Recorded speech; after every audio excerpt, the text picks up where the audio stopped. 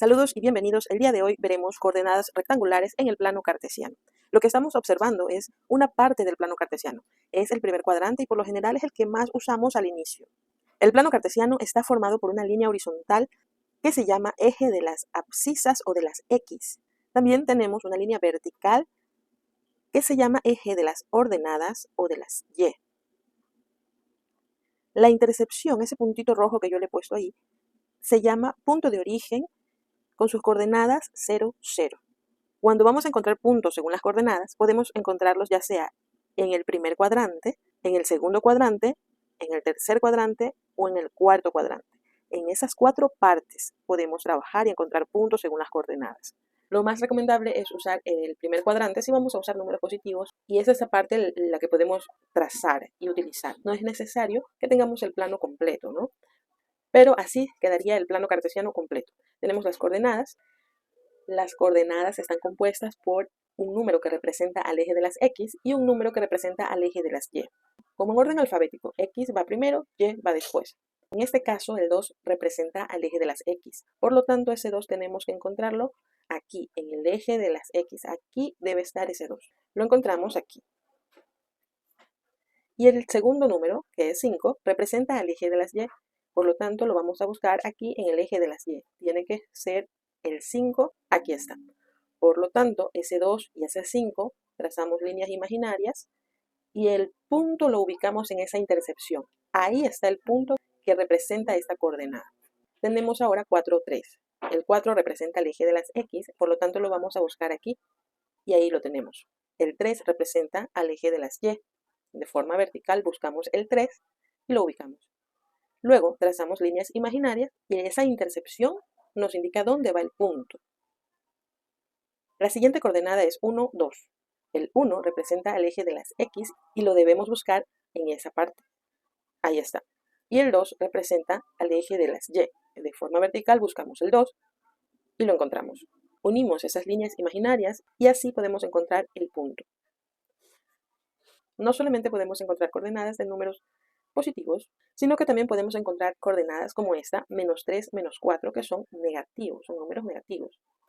Pero funciona de la misma manera. Veamos, el menos 3 lo vamos a ubicar en el eje de las X. Es decir, no vamos a marcar el 3 sin signo, sino el 3 que contiene el menos, que siempre se ubica del lado izquierdo, ese 3. Y el menos 4 lo vamos a buscar de igual manera en el eje de las Y, pero no es el 4 sin signo, positivo, no. Es el 4 que contiene un menos al lado, menos 4. Y ese siempre lo vamos a encontrar en la parte de abajo. Las negativas, los números negativos o las Y negativas siempre van a estar en la parte de abajo. Unimos con líneas imaginarias y esa intercepción nos da la ubicación del punto. Tenemos una última coordenada negativa. Asimismo, primero el primer número representa el eje de las X, entonces el menos 5 lo vamos a ubicar en el eje de las X. Ahí está el menos 5 del lado izquierdo.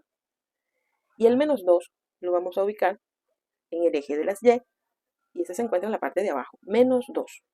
Unimos con líneas imaginarias, X y Y, y nos da la posición del punto.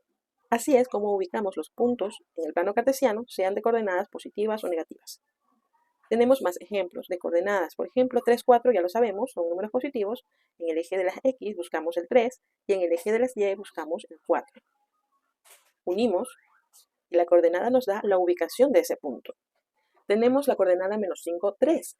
Tenemos que menos 5 es negativo, pero el 3 es positivo. ¿Cómo se ubica? Ok, de igual manera, en el eje de las X encontramos menos 5 y en el eje de las Y encontramos el 3 que no tiene signo, es decir, el positivo, el que está arriba.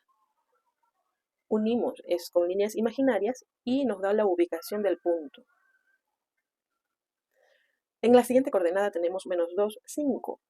Menos 2 lo ubicamos en el eje de las X, el que va de manera horizontal. Siempre empezamos así, en la línea horizontal. Menos 2 está aquí. Y en el eje de las Y buscamos el 5 positivo.